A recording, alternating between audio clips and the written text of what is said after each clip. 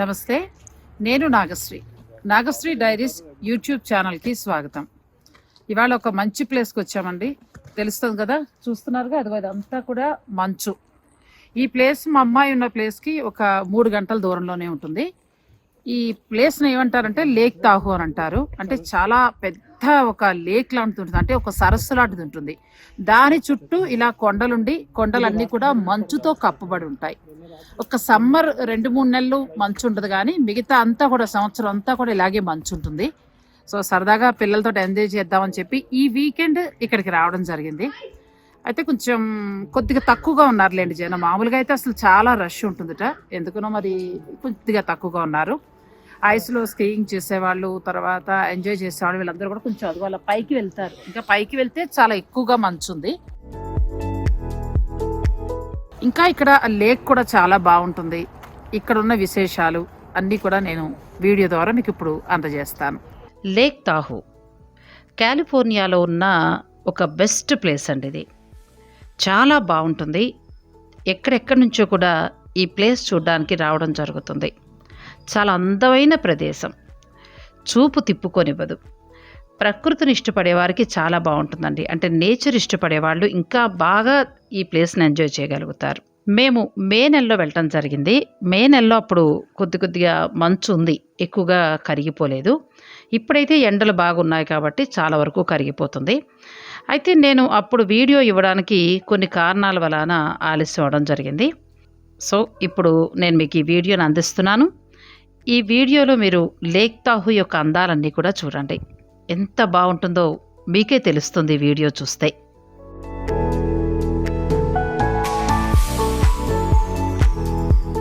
Lake తాహుకి మనం ముందుకు రాగానే, అంటే సుమారు ఒక 40 కిలోమీటర్ల ముందుండగానే మనం నెమ్మదిగా కొండెక్కడం ప్రారంభమవుతుంది. ఎంత అందంగా ఉంటుందంటే అసలు చూపు తిప్పుకొనివ్వదండి. పైన ఆకాశం, నేల మీద ఈ చెట్లు, చక్కటి గాలి, ఇవన్నీ కూడా మిళితమై చాలా అందంగా అనిపిస్తుంది. ఇక్కడ నేను ఒకటి గమనించాను. ఈ కొండంతా కూడా వేరే చెట్టు అనేది లేదండి. ఒకటే వృక్షజాతికి సంబంధించిన చెట్లు ఈ ప్రదేశం అంతా ఉన్నాయి. ఇప్పుడు సాధారణంగా కొండలు ఉన్నప్పుడు అక్కడ మనకి అన్ని రకాల చెట్లు ఉండడం అనేది జరుగుతుంది. మరి ఈ విచిత్రం ఎలాగో నాకు అర్థం కాలేదు. మొత్తం కొండంతా కూడా, అంటే మనం లేక్ తాహు ఆ సరస్సు చుట్టూ తిరుగుతూ వెడుతున్న కొద్దీ కూడా అన్నీ కూడా ఈ చెట్లే ఉంటాయండి. ఇంకొక చెట్టు అనేది మనకి కనిపించదు. ఆ చెట్లన్నీ కూడా వరుసగా ఎవరో అవిరిచి పెట్టినట్టుగా చక్కగా ఒక క్రమ పద్ధతిలో ఉంటాయి. పైనుంచి చూస్తే చూపు తిప్పుకోలేనంత అందంగా ఉంటుంది. చెప్పడం మర్చాను. లేక్ తాహు అంటే ఒక సరస్సు చుట్టూ ఉన్న కొండల సముదాయం. చాలా పెద్ద లేక్ అండి ఇది. మరిక ఈ ప్రయాణం చేస్తూ అందమైనవన్నీ చూస్తూ లేక్ తాహు విశేషాలు కూడా తెలుసుకుందాం.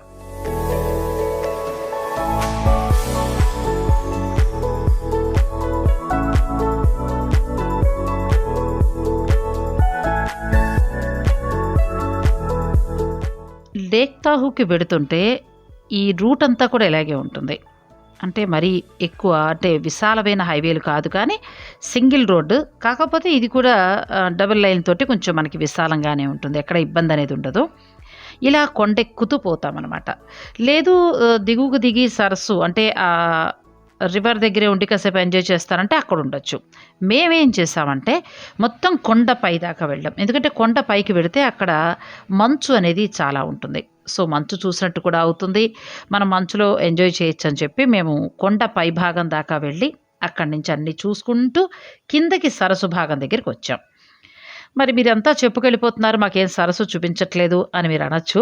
వెళ్తున్నామండి, కంగారెందుకు, నెమ్మదిగా మనం ఇవన్నీ విశేషాలన్నీ చెప్పుకుంటూ ఆ సరస్సు దగ్గరికి చేరదాం. ఇక ఈ సరస్సు విషయానికి వస్తే లేక్ తాహు అంటారు కదా ఈ ప్లేస్ని. ఇది నెవాడా మరియు కాలిఫోర్నియా ఈ రెండింటికి కూడా ప్రధాన పర్యాటక ఆకర్షణ. ఎక్కువగా ఇక్కడికి శీతాకాలం వస్తారు, అలాగే వేసవకాలం కూడా వస్తారు. వేసవిలో కూడా మరీ వేడేమి ఉండదండి. చుట్టుపక్కలంతా కూడా, అంటే ఇప్పుడు సాక్రమెంటో అలాగే కొన్ని ప్రదేశాలు ఉన్నాయి, అక్కడ వేడి ఎక్కువగా ఉన్నా కూడా ఈ ప్లేస్‌కొచ్చేటప్పటికి అంటే లేక్ తాహూ ఉన్న ప్లేస్‌కొచ్చేటప్పటికి ఏంటంటే, వేసవి కాలంలో కూడా ఆహ్లాదభరితంగానే ఉంటుంది. ఇక శీతాకాలంలో అయితే చాలామంది పర్యాటకులొస్తారు. ఎందుకంటే మంచుతో కప్పబడి ఉంటాయి కదా! కొండలన్నీ కూడా తెల్లటి మంచుతో కప్పబడి చాలా అంటే చాలా అందంగా కనిపిస్తాయి. అలాగే మంచుకి సంబంధించిన ఆటలు, ఇంకా వేసవికాలానికి సంబంధించిన ఆటలు అంటే పిల్లలతో తీసుకొని మనం కుటుంబాలతో సహా వస్తే ఇక్కడ చాలా చక్కగా ఎంజాయ్ చేయొచ్చండి.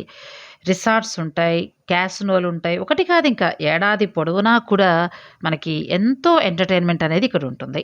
ఇక ఈ సరస్సు విషయానికొస్తే అంటే ఇప్పుడు మనం వెడుతున్న ప్రదేశంలో ఉన్న సరస్సు విషయానికొస్తే ఈ తాహో అంటారు ఈ సరస్సుని. యూఎస్‌లో ఉన్న రెండవ లోతైన సరస్సు అంటే అమెరికాలోనే ఉన్న సరస్సుల్లో ఇది రెండవది చాలా లోతుగా ఉంటుందనమాట. ఇది లోతెంతంటే 1645 అడుగుల లోతుంటుంది. ఇక ప్రపంచంలో చూసుకుంటే ఈ సరస్సు 16వ లోతైన సరస్సు. ఇక ఈ సరస్సు పొడవెంతో చెప్పమంటారా? 22 మైళ్ళు. 12 మైళ్ళు వెడల్పు ఉంటుంది. 72 మైళ్ళ తీరం ఉంటుంది. మొత్తం కలుపుకుంటే 191 చదరపు మైళ్ళ ఉపరితల వైశాల్యం కలిగి ఉంటుంది.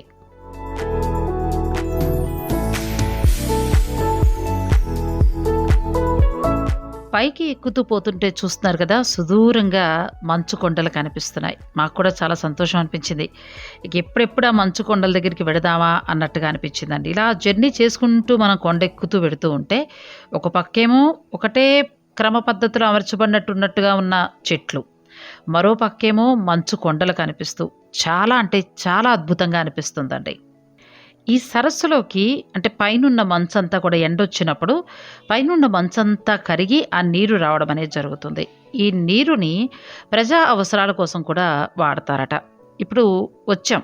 అంటే లేక్ తాహూ చుట్టుపక్కల ఉన్న ఒక ఊరిలోకొచ్చాము. ఈ ఊరు దాటుకుంటూ అంటే మేమేం చేసామంటే, ఒక పక్క నుంచి వెళ్ళి కొండ పైభాగం దాకా వెళ్ళి, మళ్ళీ ఇంకొక పక్క నుంచి దిగొచ్చామనమాట. అంటే ఇప్పుడు నేను మీకు చూపించే వీడియోలో చాలా వరకు కూడా రోడ్డు భాగం, అలాగే మంచు ప్రదేశాలు, ఈ ప్రకృతికి సంబంధించిన అంటే నేచర్‌కి సంబంధించిన దృశ్యాలు ఎక్కువగా కనపడడం జరుగుతుంది.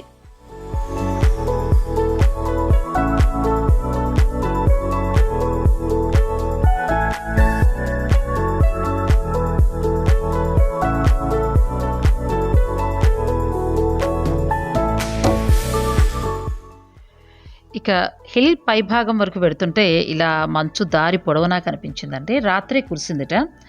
అంటే మేము మేలో వెళ్ళటం వలన తక్కువ మంచే. అదే జనవరి నుంచి ఏప్రిల్‌లోపు వస్తే మాత్రం చాలా మంచుంటుంది. మొత్తం అసలు ఈ రోడ్లన్నీ కూడా మంచుతో కప్పబడి ఉంటుంది.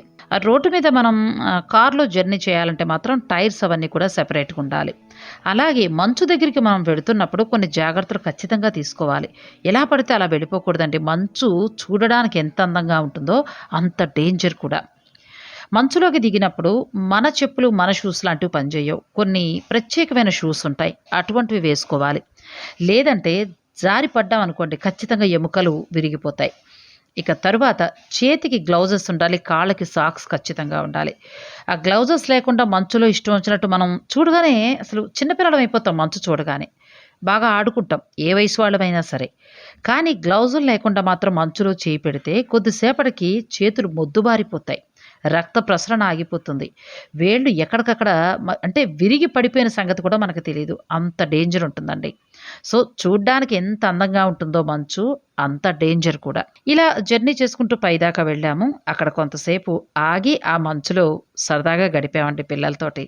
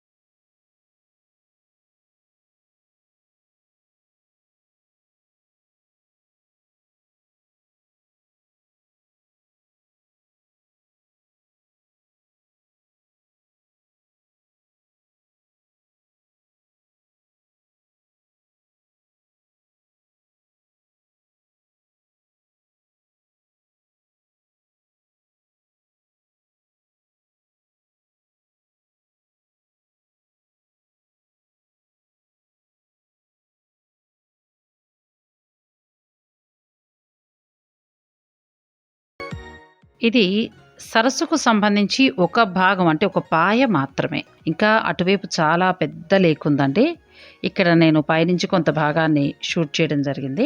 ఈ లేక్ చుట్టూ కూడా మంచు పట్టేసి, ఇప్పుడు మే నెల మూలాన చాలా తక్కువ ఉంది కానీ, లేదంటే ఆ లేక్ అంతా కూడా మంచుతోటి కప్పబడిపోయి ఉంటుందని, అంటే కొంచెం మంచుగడ్డ లాంటివి కూడా ఏర్పడతాయి. ఇక ఈ కొండలంతా కూడా విపరీతమైన మంచు పడుతుంది. మేలోనే ఇలా ఉందంటే ఇంకా మీరు ఊహించుకోండి డిసెంబర్ నుంచి ఏ రేంజ్లో ఉంటుందో ఇక్కడ మంచు. ఈ కొండల భాగం అంతా కూడా మంచు పట్టేస్తుందండి. ఇవన్నీ కూడా తెల్లటి వెండి కొండల్లాగా మారిపోతాయి. ఇవే ఎండొచ్చినప్పుడు ఈ మంచే కరిగి ఆ సరస్సులోకి రావడం అనేది జరుగుతుంది. ఒక్కొక్కసారి సరస్సుకి వాటర్ ఫ్లో ఎక్కువయ్యి కొద్దిగా వరద లాంటిది వచ్చిన సందర్భాలు కూడా ఉన్నాయిట. కొండపై నుంచి చూస్తే లేక్ అంతేలా కనిపిస్తుందండి. చూస్తున్నారు కదా, దూరంగా కొండలు. అంటే ఒక లేక్ అంతా కూడా రౌండ్గా ఉంటే దాని చుట్టూ కూడా కొండలు ఉంటాయన్నమాట. చూడండి ఎంత పెద్ద సరస్సు. చాలా అంటే చాలా అందంగా ఉంటుందండి. ఇంకెన్నిసార్లు చెప్తున్నానని కాదు కానీ నాకు ప్రతి నిమిషం కూడా అలాగే అనిపించింది. ఇంత అందంగా ఉంటుందా ప్రకృతి అని అనిపించింది. ఇక ఈ సరస్సుకు సంబంధించి ఈ కొండ చుట్టూ కూడా చాలా రిసార్ట్స్ ఉంటాయండి. కొంతమందివి సొంత ఫామ్ హౌస్లాగా ఏర్పరచుకోవడం జరుగుతుంది. ఇప్పుడు మనకి సొంత ఫామ్ హౌస్లో మనం అన్ని సొంత వెహికల్స్ ఇవన్నీ ఎట్లా పెట్టుకుంటామో, ఈ సరస్సులు అంటే ఫిషింగ్ కోసం సరదాగా చేపలు పడుతూ ఉంటారు. బాగా డబ్బున్న వాళ్ళందరూ వచ్చి, అదొక హాబీ ఇక్కడ ఉన్న వాళ్ళకి. వాళ్ళకి సంబంధించిన సొంత బోట్స్ కావచ్చు, చిన్న చిన్న ఓడల్లాగా అనుకోండి, షిప్స్ లాగా, అంటే చిన్న చిన్నగా ఉంటాయి, పెద్దగా కదంటే క్రూయిజ్ లాగా అనమాట. అవన్నీ కూడా వాళ్ళు గట్టున కొన్ని ప్లేసెస్ ఉంటాయి, ఎవరి సొంత ప్రదేశం వాళ్ళది ఉంటుంది. అక్కడ వాళ్ళు పార్క్ చేసి ఉంచుకుంటారు. సరదాగా వీకెండ్లోనో లేదంటే వాళ్ళకి ఖాళీ కుదిరినప్పుడు వచ్చి వాళ్ళ రిసార్ట్స్లో వాళ్ళు రెస్ట్ తీసుకుంటూ చక్కగా ఆ బోట్స్లో లేక్ లోపలికంటా వెళ్ళి చేపలు పడుతూ ఉంటారు.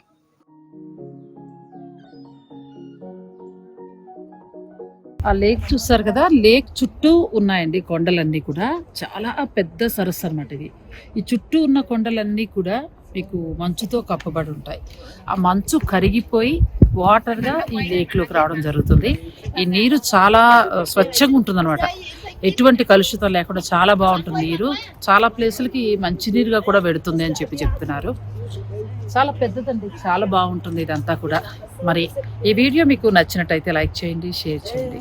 అలాగే ఛానల్ని సబ్స్క్రైబ్ చేసుకోవడం మాత్రం మర్చిపోద్దు. Thank you.